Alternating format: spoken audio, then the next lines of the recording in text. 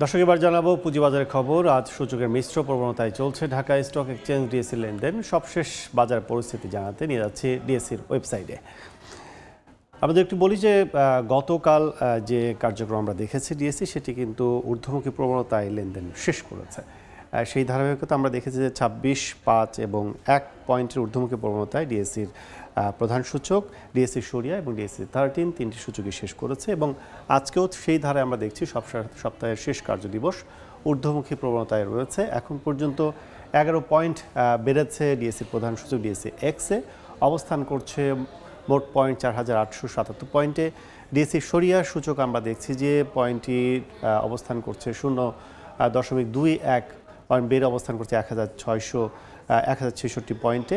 এছাড়া ডিএসসির যে 13 বিশেষায়িত সূচকটি সেটি অবস্থান করছে 1823 পয়েন্ট। সূচকের পয়েন্ট বেড়েছে 6 পয়েন্ট বেড়েছে। এখন পর্যন্ত 52,980টি প্রতিষ্ঠানে আমরা শেয়ার হাত বদল হয়েছে, যার বাজার মূল্য দেখছি 159 কোটি টাকার মতো। 190টি প্রতিষ্ঠানের সব মিলে আমরা দেখছি যে ঊর্ধ্বমুখী অবস্থানে রয়েছে শেয়ারের দাম। 133টি প্রতিষ্ঠানের নিম্নমুখী এবং অপরিবর্তিত অবস্থায় রয়েছে আমরা দেখছি 65টি প্রতিষ্ঠানের শেয়ারের দর।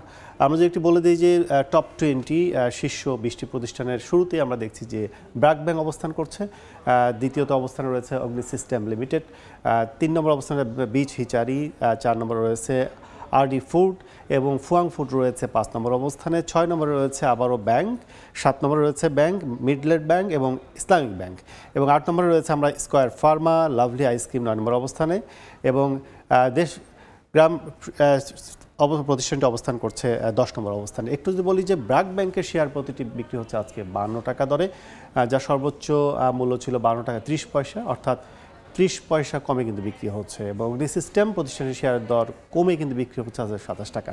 তো সব মিলে বলা চলে যে ঊর্ধ্বমুখী প্রবণতায় কিন্তু লেনদেন চলছে। সবশেষ দিন শেষে বোঝা যাবে যে কোন অবস্থায় শেষ হচ্ছে ডিএসসি লেনদেন। তো আমার কাছে এই ছিল সবশেষ ডিএসসি।